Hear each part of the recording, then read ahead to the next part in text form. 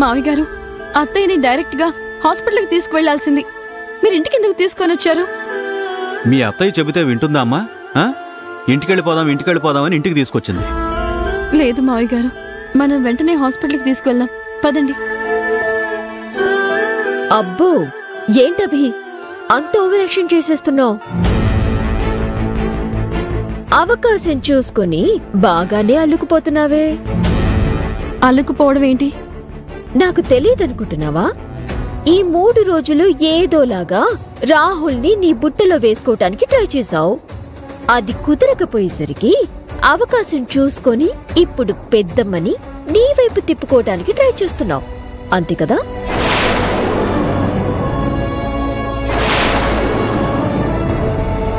ఐరేంద్రి, నువ్వు మాట్లాడే మాటల్లో అసలు అర్థం ఉందా?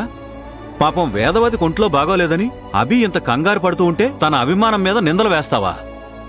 మీకు తెలియదు పెదనాన్న, పెద్దమ్మ అభికిచ్చిన గడువు తీరేలోపు ఏదో విధంగా ఎవరో ఒకరిని తన దారికి తెచ్చుకోవాలి అని అనుకుంటోంది. అందుకే వచ్చిన ఏ అవకాశాన్ని తను వదులుకోవటం లేదు. అవసరం ఉన్నప్పుడు ఒక విధంగా, అవసరం లేనప్పుడు మరో విధంగా ఉండటం నాకు తెలీదు ఐరేంద్రి. అబ్బో, నీ గురించి మాత్రం నాకు బాగా తెలుసులే అభి. నువ్వొక్క అవకాశవాది, అవసరానికి తగ్గట్టుగా నడుచుకునే మనిషివి. నువ్వేమి పెద్దమని ఇంప్రెస్ చేయాల్సిన అవసరం లేదు. నేను ఆల్రెడీ పక్క వీధిలోనే ఉన్న డాక్టర్కి ఫోన్ చేశాను, తను వస్తూ ఉంటుంది. ఐరేంద్ర గారు,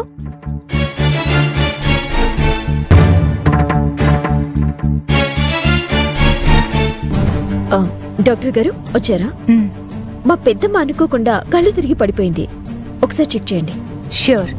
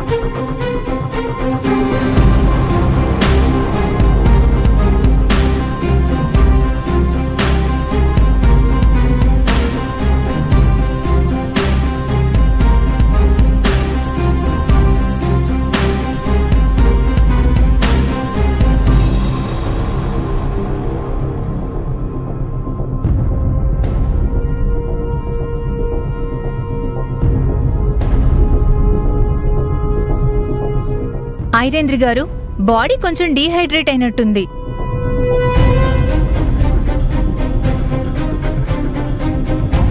కొంచెం చలి జ్వరం కూడా వచ్చినట్టుంది. దానికి తోడు మనసులో కూడా దేని గురించో తీవ్రంగా ఆలోచిస్తున్నట్టున్నారు. ముందు ఆ విషయం ఏంటో తెలుసుకోండి, లేకపోతే మనం మందులు ఎన్నిచ్చినా ప్రయోజనం లేదు.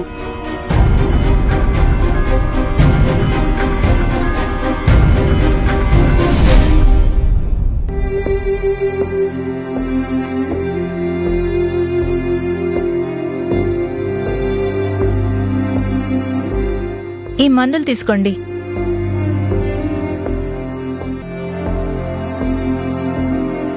నేను వెళ్ళొస్తాను ఐరేంద్ర గారు. సరిపదండి. మావయ్య,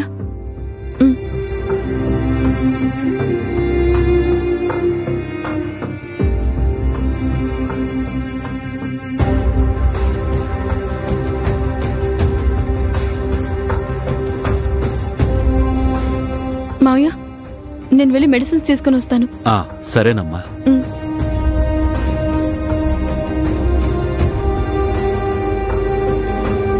హలో రాహుల్, అర్జెంటుగా ఇంటికి రారా. అమ్మ కళ్ళు తిరిగి పడిపోయింది. చలి జ్వరంతో బాగా వణిగిపోతోంది. త్వరగా రా.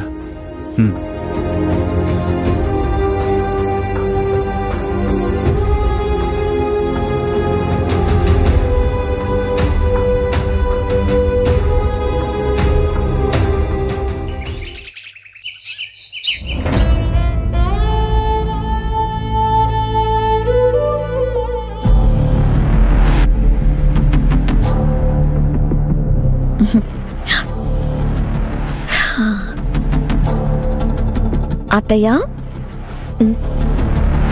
ఇప్పుడు మీకెలా ఉంది అత్తయ్య? పర్వాలేదు కేతన. మీరు దేని గురించో బెంగ పెట్టుకున్నారని డాక్టర్ గారు చెప్పారు. మీరు దేని గురించి దిగులు పడుతున్నారో నాకు బాగా తెలుసు. అభి చేస్తున్న పనులకి రాహుల్ ఎంత ఇబ్బంది పడిపోతున్నాడనే కదా. అత్తయ్య, రాహుల్ గురించి నాకు వదిలేయండి, నేను చూసుకుంటాను కదా. ఆ ధైర్యం నాకుందమ్మా. నువ్వైనా రాహుల్కి ఏ లోటు రాకుండా చూసుకో. తప్పకుండా. ఈ 3 రోజులు అభి చేసిన పనుల వల్ల చాలా మనశ్శాంతిని కోల్పోయాడు.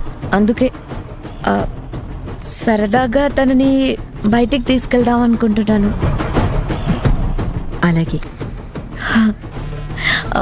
సరే అత్తయ్య, మీరు టైంకి టాబ్లెట్స్ వేసుకుని జ్యూస్ బాగా తాగండి. త్వరలోనే నీరసం గీరసం అన్నీ ఎగిరిపోతాయి. సరే మరి నేను వెళ్ళొస్తాను.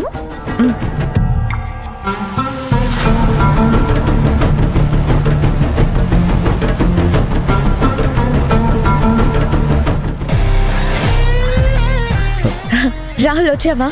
నీకోసమే ఎదురు చూస్తున్నాను. పద, బయటికి వెళ్దాం. అమ్మకి ఒంట్లో బాగాలేదంట. ఏం లేదు రాహుల్, జస్ట్ కళ్ళు తిరిగి పడిపోయారు అంతే. పద, మనం బయటికి వెళ్దాం. అమ్మకి బాగోలేదంటే ఇప్పుడెక్కడికి వెళ్దాం? రాహుల్, నన్ను నమ్మవా? అత్తయ్యకి మరీ అంత సీరియస్గా ఉంటే మనం బయటికి వెళ్దామని నేను అడుగుతానా? ఒకే ఒకసారి అమ్మని చూసి వెళ్దాం కేతన, సరేనా?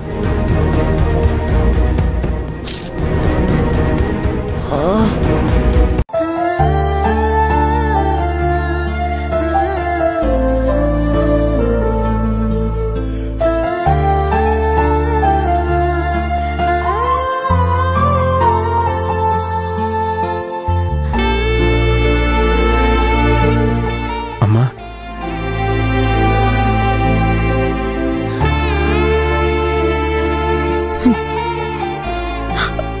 రాహుల్, చూసావా? అత్తయ్య చక్కగా రెస్ట్ తీసుకుంటున్నారు. ఇప్పుడు అత్తయ్యని డిస్టర్బ్ చేయడం అవసరం అంటావా? పద రాహుల్, టైం అవుతుంది. పద.